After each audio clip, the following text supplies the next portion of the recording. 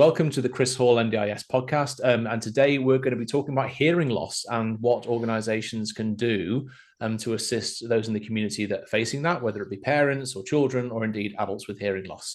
And I'm very honored to have Dr. Aleisha Davis.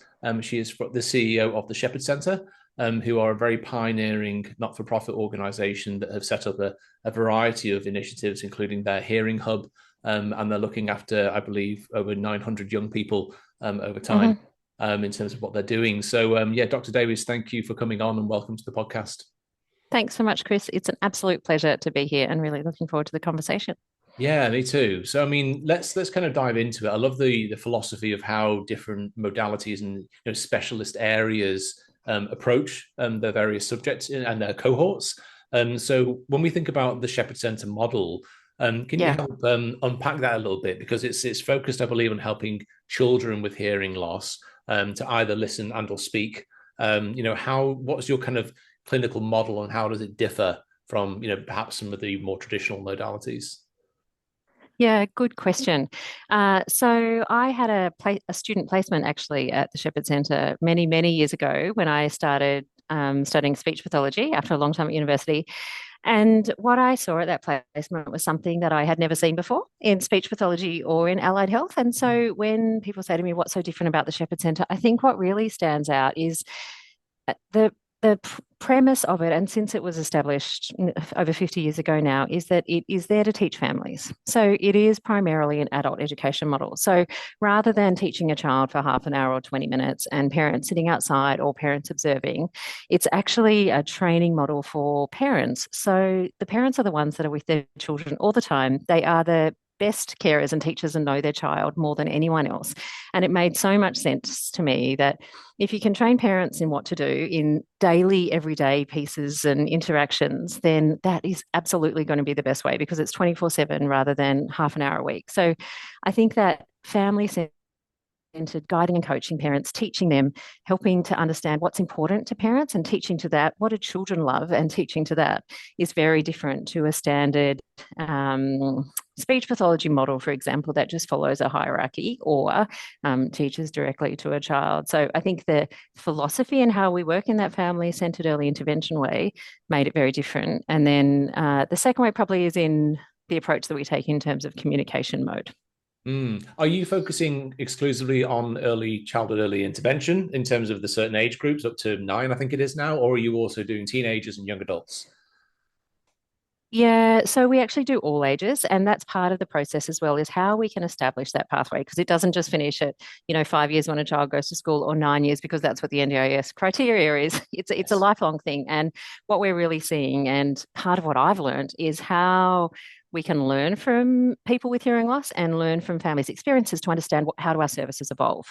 And so probably about 9 years ago now, we merged with Here for You, which is a program for wellbeing and mentoring support of teenagers and young people with hearing loss. So that's been really critical in us understanding what young people need, which is very different to what early intervention therapeutic services need. So although we start with children from the age of diagnosis, which now is often as young as 6 weeks of age after they get screened through newborn hearing at the hospital.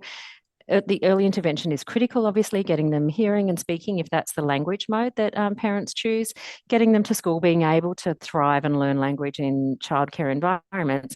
But then what do they need through school? Because realizing that they're suddenly maybe the only ones at the school with a hearing loss. And what does that mean for me? And although I can listen and speak, I still find it really hard and I'm deaf. And what does my deaf identity mean? So having connection with other young adults or other young people who are deaf and so now we have a mentoring program where young people who are deaf come back and mentor other young people. So the service model is really evolving over time.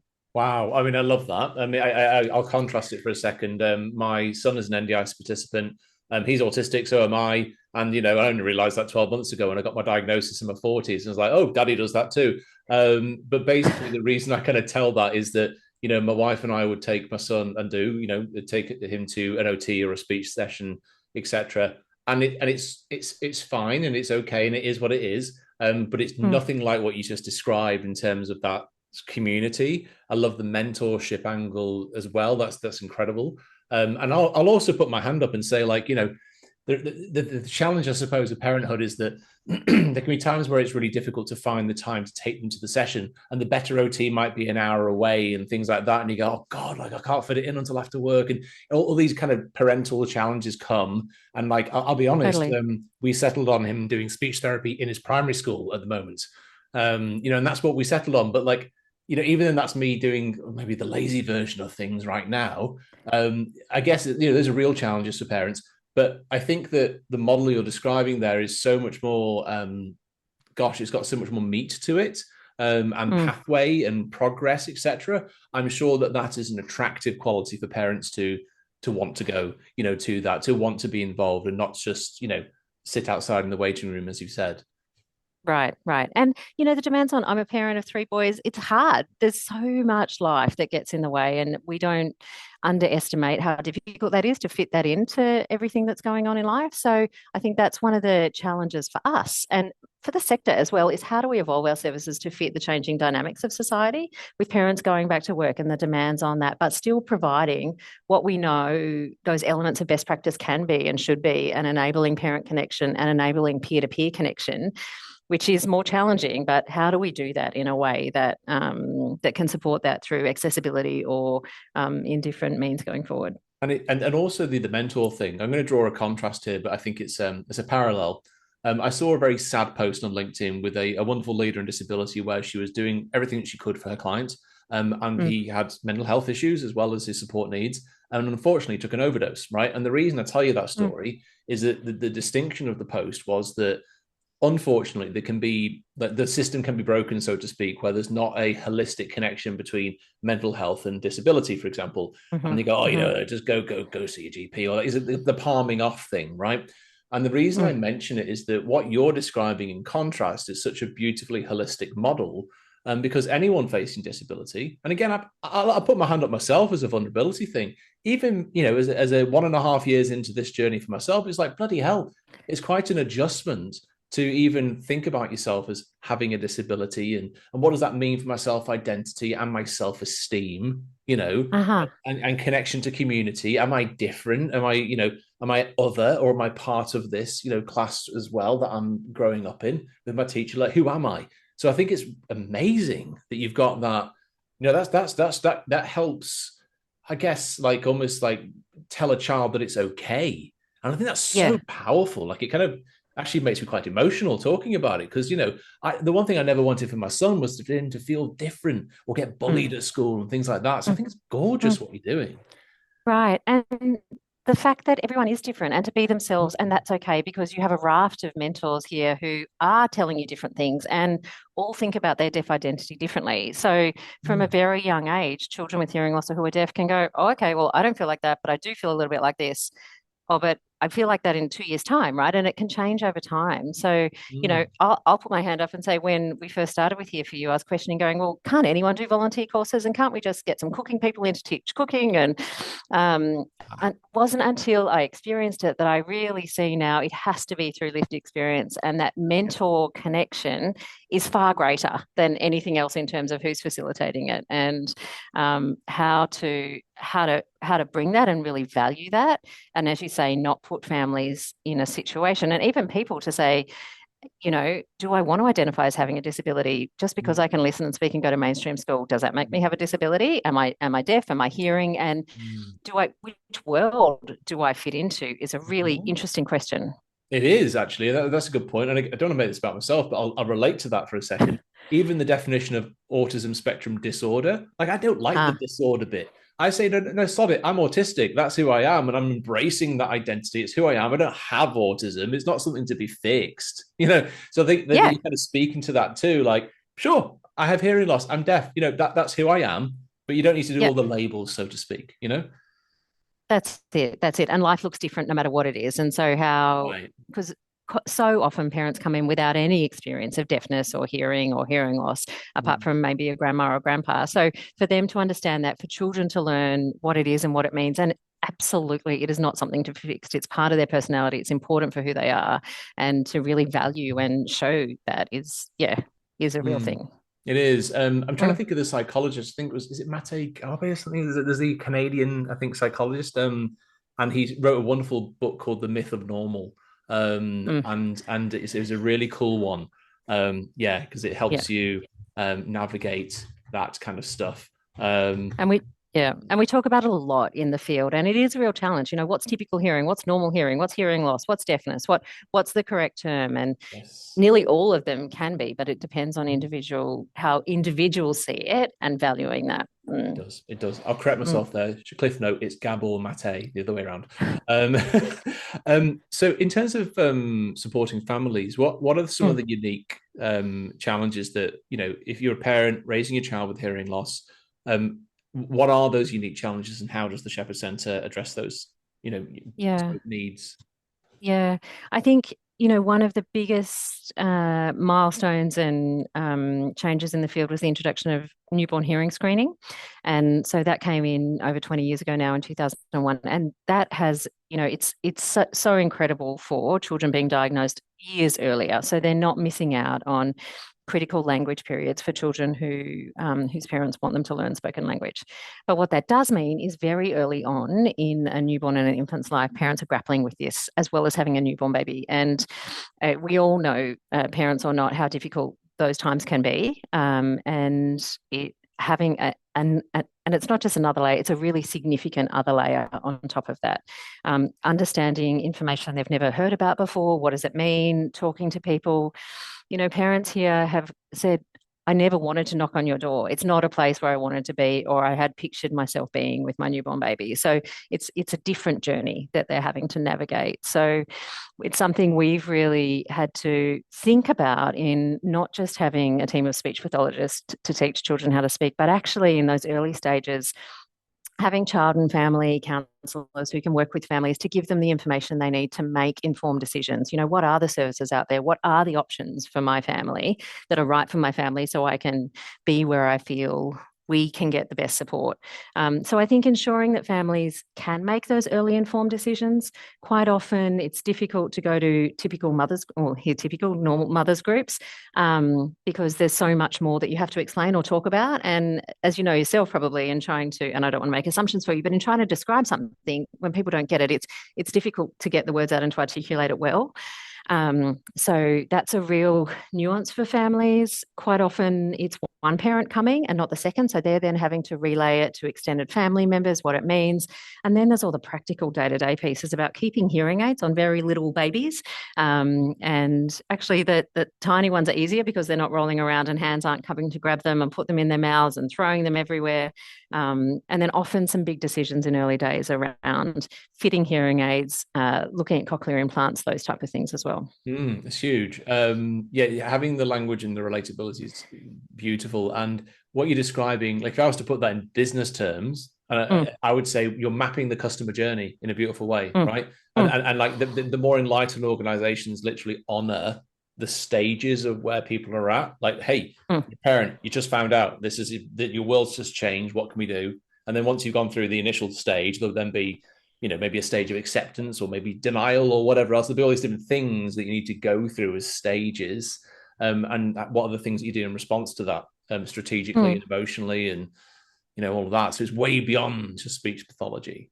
So much so. And even helping parents prepare for what they might get. Like they are very likely to get different opinions of different providers or different specialists or even different community members having experiences of their own and knowledge. And the hearing loss field, probably like many other sectors in disability, it changes a lot with research. So, what our practice was 10 years ago isn't necessarily what it is now. So, having up-to-date knowledge of research, that's tricky for families too, right? That's tricky for professionals who are busy seeing clients and doing those things to understand what current practice is if you're not working in the research sphere all the time. So I think sometimes helping families know that they will get different opinions and having to navigate those, how to do that, and feeling confident about their decisions in the different parts of their journey too. Yeah, exactly.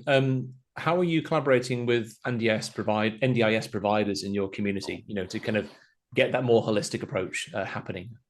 Yeah, it's a good question and something I would love to be funded more for a start so that we can do it because I think that's the most important thing that families when families are having to navigate between providers, that's when I think it gets really hard, right? But when providers can collaborate together in the best interests of families, it happens much more seamlessly. So I think how we work with other multidisciplinary services like ours, we have strong links in the community with those, and then individual providers as well. Quite often, when we work with some of the generalist providers, they may or may not have seen people with hearing loss before. So, depending on levels of experience in terms of reaching out to that. But obviously, the families are key in that communication path, but also as professionals, that there's sometimes an onus that sits on us in being able to support the families in ways so that families aren't having to give the information all the time and rehash what's happening in one session to another provider. What's your geographic reach and how do you approach your learning delivery? If I was to put like an educational hat on, is it all just locally based within a certain radius, or do you also do multimodal delivery, whether it be online and or other things? Good question. So we are based across New South Wales, ACT, Tasmania, and Queensland now. So it is quite far-reaching. It used to be very much in person, but now, like many organisations, a lot of it is online for families, and that's helpful in the early days, particularly for newborn families or for families coming before or after school, trying to fit in around commitments, etc. So that's useful. I think from a training perspective, that's an interesting question from an education, how we train our providers, because as speechies, they come in, but and I can say this having lectured in university, there's not a lot on hearing loss for speechies. So you don't learn, speech formants. You don't learn about acoustics of hearing. You don't learn about how to teach speech sounds to develop a cochlear implant. And they're really specific competencies that need to be taught. Here at TSC, at the Shepherd Centre, and in other similar providers around Australia, we have inbuilt training programs to go through a 3-year accreditation process so that the team develop those, even with audiologists working with cochlear implants and mapping cochlear implants or programming them. They're quite advanced competencies that we need to build. So being able to train staff at all the different locations is quite a mammoth task to ensure that consistency and to ensure there's appropriate levels of qualifications and skills and experience. So we used to do a lot of that at Elbow and in person, but really looking at how we can do that much more in a digital format and at different times as well. So things that people can learn by themselves and that self-paced learning versus what can be done in person. So really thinking differently about that education and training. I get it. I get it. I see you. It's your background as well. Like before the NDIS, I did a few years in online learning. I used to sell projects to do learning management system implementations before all of this. And so I really got the lingo and understood, what you're saying there. Self-paced learning is like a little e-learning module where you can go, you can do it on your phone at any time of day, 24/7. Then you've got, other things that might be online, but also partially in person. Like there's all these hybridizations of the way that you can deliver things. But, to sort of give a big compliment to what you guys are doing, like it seems so obvious that you're creating what best practice is, and I really truly hope that you can get some additional funding to continue that journey that you're already doing. Like it's beautiful. Like I feel like you should be the leading thing across all of Australia in terms of whether it be I mean it. Like, it seems obvious already. I know we're only 20 minutes in, but still, heck. I'm just speaking from the heart. It's so obvious, you're right. The audiologist and speech pathology side of things. There's also, I think, your local NDIS provider that maybe is the support worker side of things. There's probably a lot of naivety and ignorance, from that side that can be bolstered through education, without a doubt, I'm sure. Yeah, and it is a challenge of ours. It's how we work with the NDIS and with providers or with even planners to help educate and understand what it is living with hearing loss. There are some real misconceptions that exist. So many people still think, Chris, that we'll fit a child with a hearing aid or a cochlear implant and bang, you're done. It's like a pair of glasses. But it is so much more than that, because children have no language. So they haven't got a base to fit it on. So they have to learn language. And we talk about how language is caught and not taught. So it's caught in the environment around them. And hearing aids and cochlear implants amplify all the sound. So it's very different to acoustic hearing that we have. So even the process, the therapy that's involved to help children learn to listen, it doesn't just happen naturally. And we've seen cases where if that therapy doesn't happen, then children miss all of those developmental milestones. And so even helping providers in the sector, as well as the general community, understand the importance of that, yeah, it's really critical. It is. I've said this on some other podcasts in the past, but I feel like Australia within the NDIS needs a national e-learning strategy. And so what I mean Mm, by that is if I get a support worker, I have to validate, the normal things like have you done your NDIS orientation module? Have you done, of course, there's things like first aid and CPR, that's through the RTOs. But what about all the other, e-learning things that you can do? And there's not like an easy way to translate and transport your educational transcript, so to speak, from one mm, organization to the next. And I feel like, again, like I could imagine if I'm always a futurist and a strategist. I'm thinking like, imagine this wonderful world where you have this strategy where people like the mm. Shepherd Centre could then go, hey, here are our e-learning modules that we think are best practice. Let's chuck them in the national, e-learning system. And let's chuck in all the other bits. But then it's a passport. It's a passport of learning. Wouldn't that be incredible if we could actually cross-validate, the journey? Oh, I love the future thinking there. And even just having such a bank of knowledge and information there, because then, in our sector, it can come from, the deaf community, or it can come from signing, or it can come from audiology Mm, organizations. And then, you have that because each individual organization feels like they have their own ways of doing it. So how can we coordinate that and make, standards and my experience is professionals want to learn. They want to do a great job for their families and the people that they're working with. So how to do it in bite-sized ways that are accessible whilst we're all trying to, mm. meet all the compliance and other NDIS demands that we have. Let me ask a pointed question. Let's take the average Mm, NDIS provider that's doing the support work side of things. Let's say they've never worked with hearing loss before.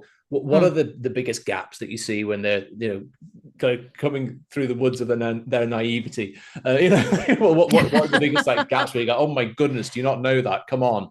What do they Yeah. need to hurdles cross?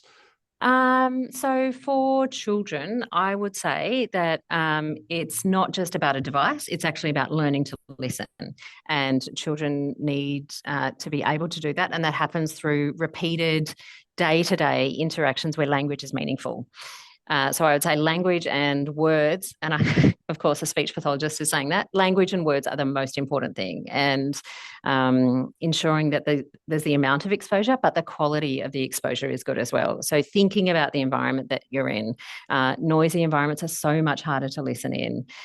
Thinking about where you're sitting in relation to the person. Again, if you're face on, it's so much easier with facial cues, and often I would also say often people aren't being rude, they just haven't heard. And so, particularly, we see it in the playground a lot for young people and teenagers, and even in kindergarten when kids go to school. Other kids will say something once or twice and then give up, rather than actually saying, "Can you face me so that I can see you?" or "Can you tap me on the shoulder?" And the same in classrooms for teachers, right? And teachers do an amazing job, but it's tricky all the time to make sure that children are listening and have they heard. So putting little things in place to check understanding, and so that participants feel safe in being able to say, "Oh, I didn't hear that. Can you say it again?" or doing it in different ways, I think, Mm. is it would be the fundamentals I'd suggest.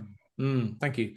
Let's talk about barriers to access. So, like, again, Mm, I'll do a contrast and compare. mm, Say, mm, for example, autism with my son, we had to pay thousands of dollars, right, to get the psychology report. We had to mm, get, we chose to do mm. the speech and an OT one as well. But by the time it was all done, it's like 5 grand, and then yes, you got access to the NDIS. Okay, sorted. But bloody hell, a lot of money, for a family to come up with.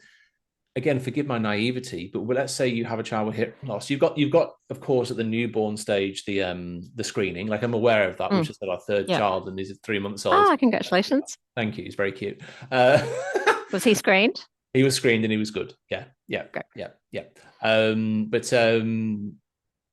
But anyways, so I guess that obviously that's a trigger point for going, okay, Mm, diagnosis can happen from there. But I guess diagnosis can happen at various points. So when you think about right. accessing the NDIS for the first time, Mm, mm, what are mm, the barriers and what do you need to do to overcome them when you're trying to go mm. for the NDIS for the first time? Yeah, so for children who have been diagnosed with a hearing loss, and newborn hearing screening is a nice example because that does happen. We've got a great system all over Australia, and that happens really smoothly most of the time and quickly. So typically within 1 to 2 months, we would aim for a child to have a diagnosis of a hearing loss. And then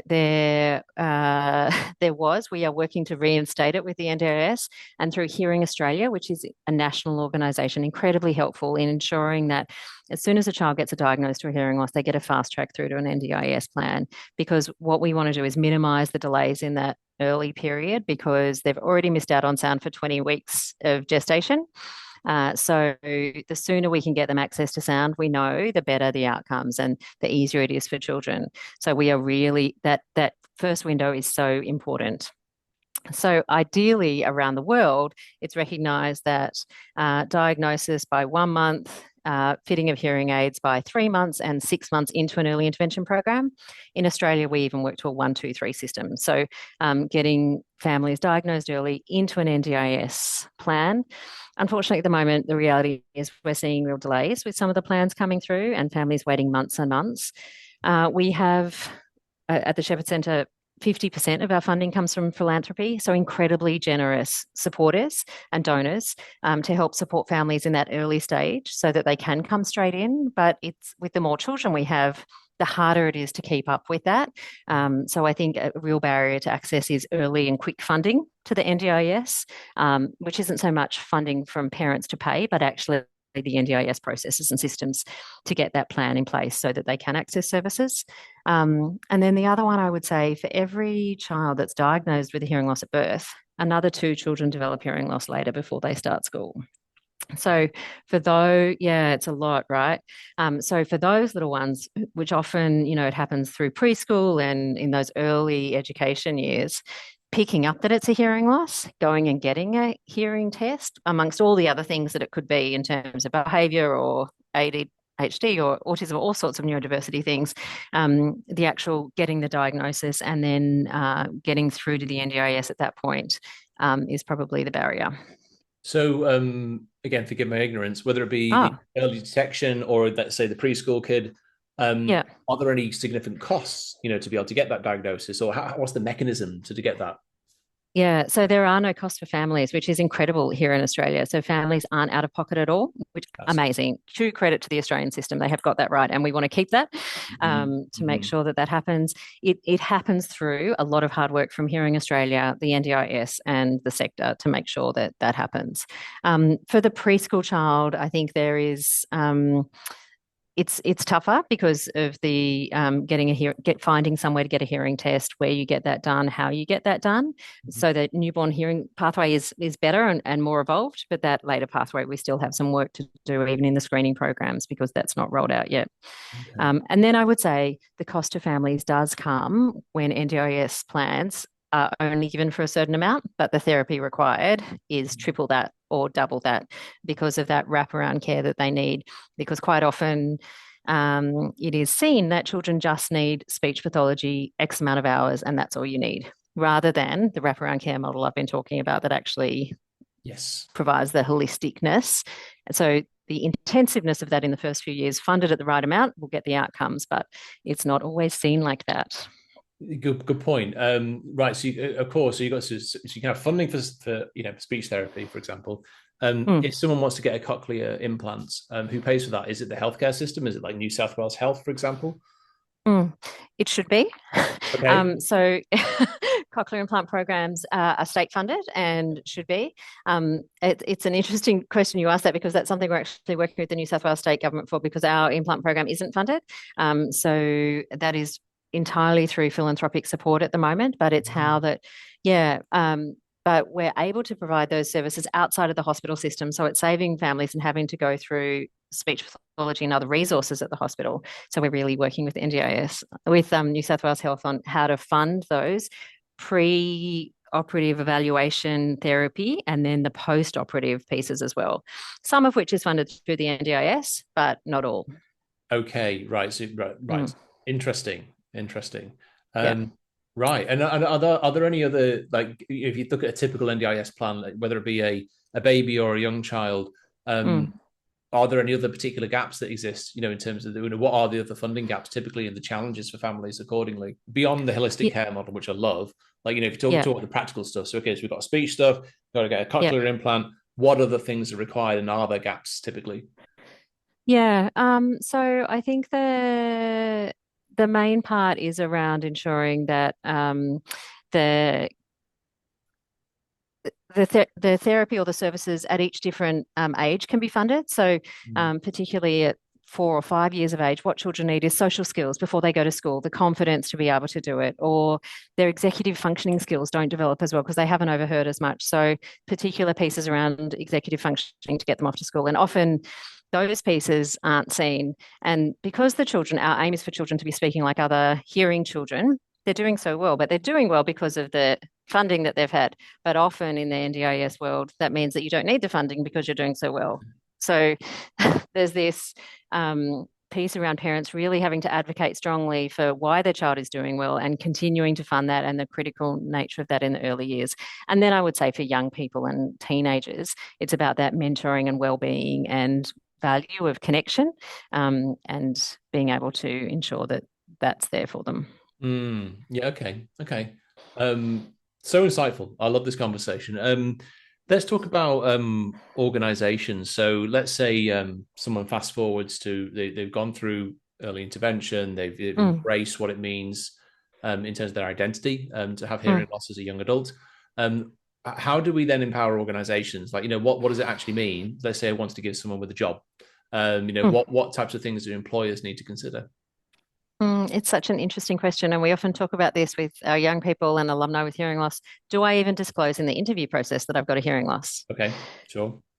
Right, because does that, will it disadvantage me? And when do I disclose as part of the process?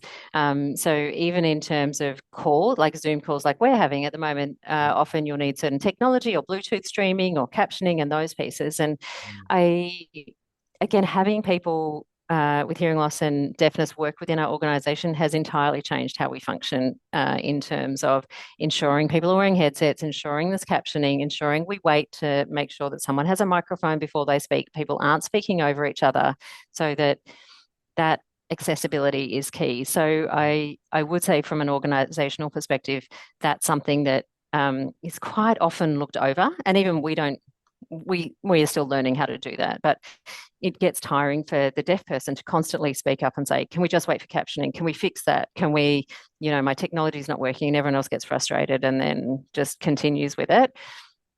Yeah, making it very tough for someone with a hearing loss. Yeah, exactly. Because I mean, if you go to say typical interview questions, there's certain things you can't ask, right? I can't ask your age. I can't ask if you're pregnant. I can't ask if you're married or not. There's lots of things that are illegal to ask, right? So I would imagine there are protective measures in terms of what you're allowed to ask, in terms of disability, or not, in terms of sharing that information.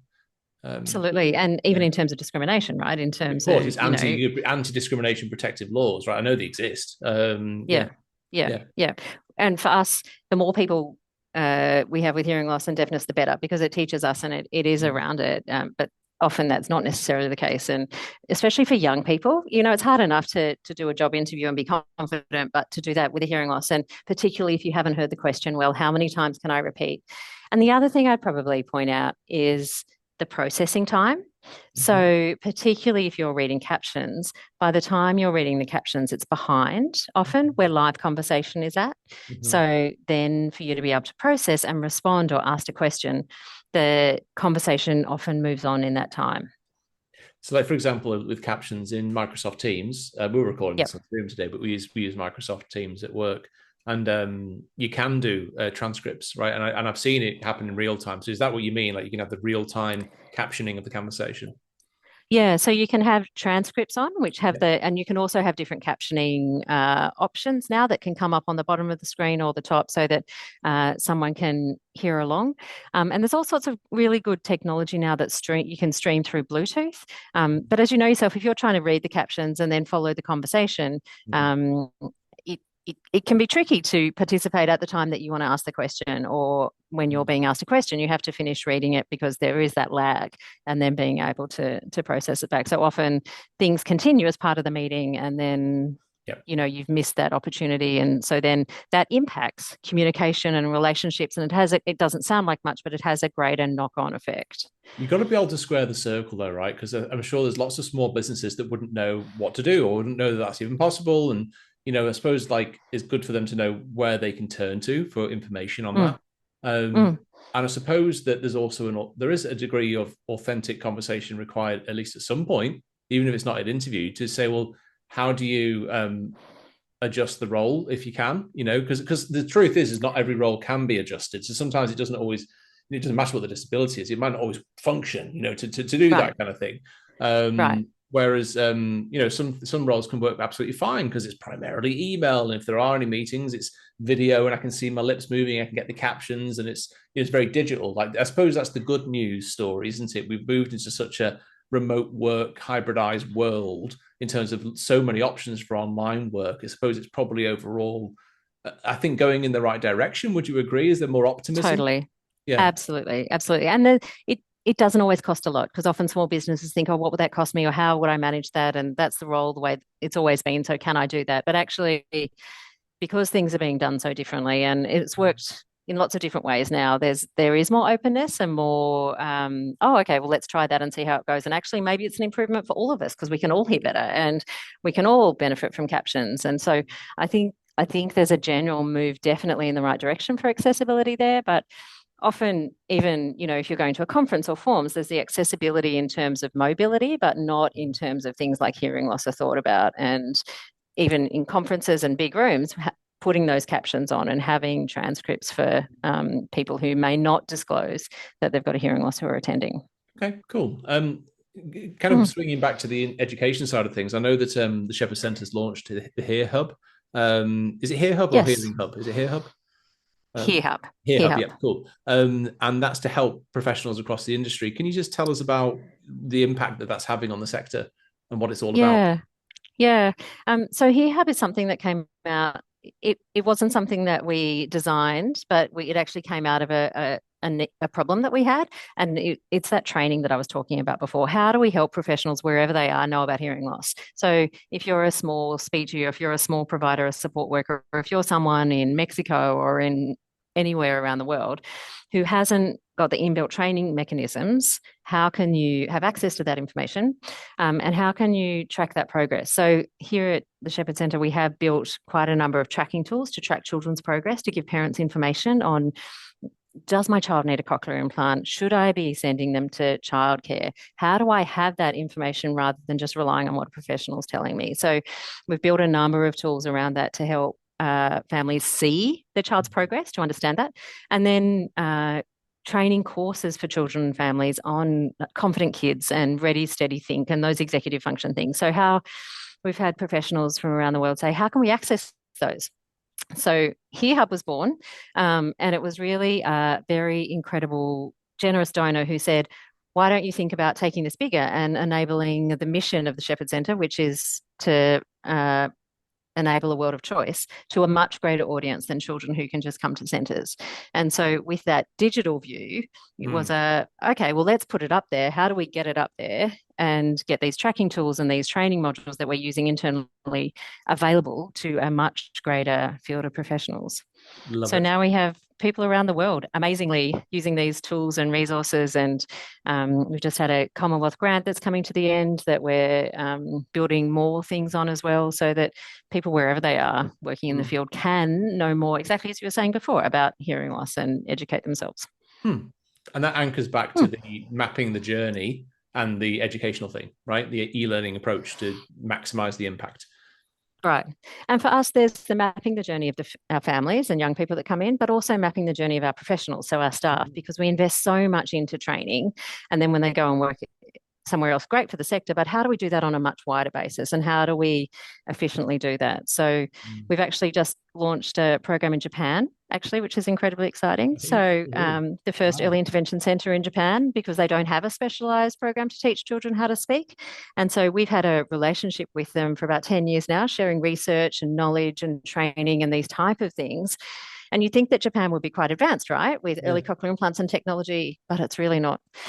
And so we have just signed a partnership, and we're training some professionals in Japan through this, digital platform and competencies and skills to start to bring these services and availability to children much more than just here in Australia. That's gorgeous. I love this. Okay. Mm, If you kind of like, you're already describing some of the such innovation that you're already doing, but in terms of the future vision of the Shepherd Centre, like think about the mm. next 10, 20, 30 years, what do you see as the journey ahead? Like what are some of the key headlines for the next decades? Yeah, good question. I think about this a lot, and this is what keeps me awake at night, Chris, in terms of what can we do? Because I I think there's been such advances in diagnosis and in newborn hearing screening, and there's been such advances in technology like cochlear implants and hearing aids, but we haven't had that in the therapy and the training yet. So I think, in the next 20 or 30 years, being able to see how do we do that? How do we adapt our service to the changing dynamics of what society looks like? Informed choice and options for families, accessibility. We are very resource intensive in the way the model works at the moment. Do we need to be? Can we think outside of the box? And rather than individual places in the world and our communities doing different things, how can we come together and also across the sector in doing things rather than necessarily having different isolated parts of the system, but creating that ecosystem to come together for families wherever they are? Mm. I also wonder about wearables and AI as well, specifically because we're talking about specific things like video conferencing. But I think Meta, Facebook owners, they've released, I think, even some of the first glasses where you can have your glasses on and it's telling you the captions in real time as people speak. I've even seen Yeah. examples where I used to read sci-fi novels when I was a kid, and it would talk about these translation devices for international speaking with the aliens, and it would tell you can speak any language, Klingon or Yeah. English, and it would translate real time and all that stuff. But like, I think that's the world that will be there before we know it. I think wearables, literally, they're here in terms of They're something. here. Yeah, and they're going to be here over the next 5 to 10 years. Would you agree with that? Totally, totally. And Yeah. they'll become much more accessible. They'll become much more mainstream. Even language processing, how that impacts for language learning and for all of us in terms of, Mm. I think we see hearing aids and technologies for a certain portion of the population, but actually, well, wearables help us all in different ways. We all have different degrees of hearing loss. So I think how that technology can work and how we can use that language processing and big data models, particularly big language models, to really look at some of our research and how our brains learn language. Yeah. Yeah, it could be really interesting. I Mm. also think for workplace too, in terms of the summaries of meetings, like again, the tools already exist. Like there's a software called Fireflow Night Note Taker or something like that, and it often adds into the Zoom meeting, and you go, "Who's that?" And it's the summary Yeah, AI AI note listening. taker. Yeah, yeah, Yeah, yeah. yeah, yeah, yeah, Um, yeah. And it's doing it all. Yeah, it's incredible. it Yeah, is, it is, but it'll yeah, be able to summarize, so it makes it accessible, it makes it inclusive, because then you can go. If you're feeling overwhelmed and you've got a processing delay because you're reading captions, if you can have a piece of AI that you again, it already exists, where you can go, please tell me the cliff notes and the most important things. What were the action points that were assigned to me versus my colleagues? mm. And I can just go in one paragraph. Right, right. And I think that talks to listening isn't just necessarily a thing for people with deafness or hearing loss. Like it's a much wider thing across all of us, really, even in neurodiversity and what listening effort means. How do I listen? How do I use AI and technology to help me in all my contexts? Yeah, I Mm. think there's a much bigger application of that than we have started to think about. Mm. I'm laughing because we all need help with listening, don't we? Like I remember 100%. in NLP, where I studied this when I did life coaching as a qualification once, and I think it talked about with all listening and all communication, we was it distort, delete, and something else. Like we don't actually take the whole thing in. So true. And I say to my children, two ears for a reason, one mouth, all those things. But actually, for all of us, what does that mean? Mm, Mm. Let me ask one final question. Because you've got organisations that are for profit and you've got not for profit, right? mm, mm, Before my own NDIS business on the Central mm, Coast, mm, I was working a lot as a business coach and working with lots of organisations, and I work with both, right? And what I can tell from experience is you've got very different challenges. And I used to have a charity that I ran. It was working with homeless youth in Sydney like 10 years ago now. And mm, my attitude always was run your charity like a business because you'll get a better outcome for your membership or for your mm, target audience, etc. Like I feel like that my personal values is that there needs to be that drive for efficiency and run it like, even though you're purpose driven. But that again, that's just my personal take. I want to hear from you. So you're the CEO of a not for profit. What mm, philosophical attitude do you take, bearing in mm. mind that you've got probably a constitution and a mandate and members and a certain purpose? How do you run Mm. the organization? It's again something I have thought a lot about because, as I mentioned, I started here 20 years ago as a student speech pathologist, never imagining that I would end up in the CEO run one day, responsible for fundraising and finance and sustainability and the services to all these children and families. So I absolutely agree with you, Chris. I think although we are for purpose, we absolutely need to run it like a business. We need to, but we can do that with people at the front of our minds, right? It's not a financial target, it's a people that is driving us in terms of what families need, what our staff need, and what's important around. Our job is to deliver on our mission. And how we do that is we need to be financially sustainable. We need to be here for a long time for many generations. If we do ourselves out of a job, that's an amazing thing at the end of the day because whichever way families, if they're getting support they need, then that's great, right? We don't want to be here for a long time for families. So I think thinking about understanding and, even understanding and mapping consumer and customer visits, that's a very commercial and business way of looking at things. But I think that then helps us to deliver on our mission and our vision because we're understanding what families want at the end of the day. So I think there's a real interchange and a lot that the not-for-profit sector can learn from the business Mm-hmm. sector as well. But it does come with a really different view around what's our primary driver. Yeah, exactly. And I think I've seen lots of organizations work well with blended workforces in other ways too, like even for profit NDIS providers. I've worked with some ones that, it's an interesting environment because they're going to go, right, from the leadership team, half of you from corporate and you never worked in disability. And on one hand, Yeah. you go, no, they don't bloody understand it. What are they here for? But they Yeah, actually yeah, bring a yeah. certain lens, and you go, oh shit, actually, maybe we should do it that way. Maybe we can learn something. Yeah, Strategy. Oh, yeah, that's really useful. Yeah, yeah, yeah. Yep. totally, and vice versa, of course. Yeah. Yeah. And then the people that just come from corporate get a bit of humble pie when they go, oh no, you're right, we can't just do it like this. It's not transactional. It's relationships. Like you learn from each other. Exactly. Yeah. I do think there's specific challenges though, as in a not-for-profit or for-purpose organization, we don't have the resources, we don't have the money to, spend huge amounts. It is being really responsible with how we spend it. And at the end of the day, the more services we can provide, the better, and how we do that. So sometimes, it's interesting in that transitions of people coming from a business background, wanting to really have an impact and do something different with their lives. But in a world where you don't have you've got to really think about priorities and how much can go around. Well, I mean, look, I've thoroughly loved this conversation. It's quite fascinating, and if providers or other people in the industry want to, tap into some of the things we talked about today, where are the best places that they should look for this? Yeah, absolutely. There's some great organisations in the sector for hearing loss. Hearing Australia is a great one. Deafness Forum and the deaf community. There's organisations like the Shepherd Centre across Australia. I would really encourage people to reach out, ask questions. I'd really encourage people to think about having deaf people part of their organisation and learning. And as I said before, listening to lived experience. 1 in 5 of us, 1 in 4 of us will have a hearing loss by 2030. So there's a lot, right? And then I think anything is possible for a child. So how that we can help support those opportunities and make them happen and be open and learning as a sector would be, the way to go. Fantastic.